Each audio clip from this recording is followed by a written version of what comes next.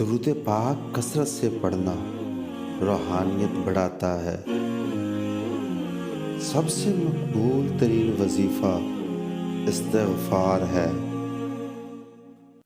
بسم اللہ شریف پڑھ لی جائے تو شرمگاہ اور شیاطین کے درمیان پردہ بن جاتا ہے۔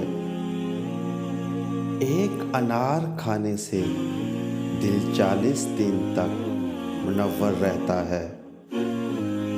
باوضو رہنے سے رزق اور عمر میں اضافہ ہوتا ہے۔ ہر جمعہ کو صدقہ دینے سے والدین عذاب قبر سے محفوظ رہتے ہیں۔ جس گھر میں محمد نام کا بچہ ہوگا اس گھر میں ہمیشہ خیر و برکت رہے گی۔ کھانے کے بعد برتن کو انگلیوں سے صاف کرنے سے رزق بڑھتا ہے۔ دسترخوان سے گرے ٹکڑے کو اٹھا کر کھانے والا کبھی جنون اور عزام کی بیماری میں مبتلا نہ ہوگا۔ جمعہ کے دن ناخن کاٹنے سے شفا ملتی ہے۔ جو شخص نوح علیہ السلام پر درود و سلام بھیجے اس کو سانپ بچھو نہیں کاٹ سکتا۔ جنت میں ایک نہر ہے جس کا نام کوثر ہے۔ جو شخص اس کی آواز سننا چاہے وہ اپنے دونوں کانوں میں انگلیاں ڈال کر سن لے۔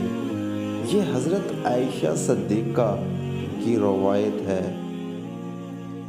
زیتون کی مالش بدن پر کرنے سے شیطان 40 دن تک دور بھاگ جاتا ہے۔ ہر مہینے کے پہلے 3 دن شہد چاٹنا بڑی تکالیف سے محفوظ رکھتا ہے۔ جو دن میں گناہ نہیں کرتا اسے رات میں مصلی پر کھڑے ہونے کی توفیق ملتی ہے۔ جو دن میں گناہ کرے گا وہ رات کو تہجد نہیں پڑھ سکتا۔ جو شخص نہار میں 7 عدد کھجور کھائے گا اس پر کبھی جادو اثر نہیں کرے گا۔ جو چیز یقین کامل کے ساتھ اللہ کے سپرد کر دی جائے وہ کبھی چوری نہیں ہوتی۔